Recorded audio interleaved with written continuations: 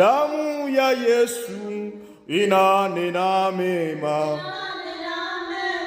Damu ya Yesu inanena mema. Damu ya Yesu inanena mema.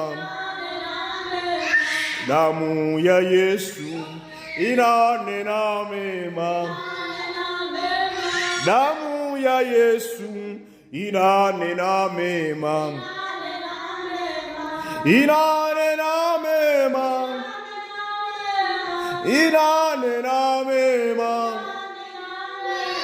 Damu ya Yesu inanena mema.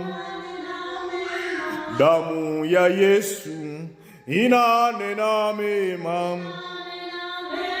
Damu ya Yesu inanena mema.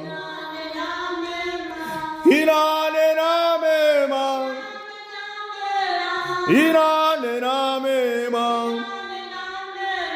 Damu ya Yesu inanena mema. Damu ya Yesu inanena mema. Damu ya Yesu inene mema.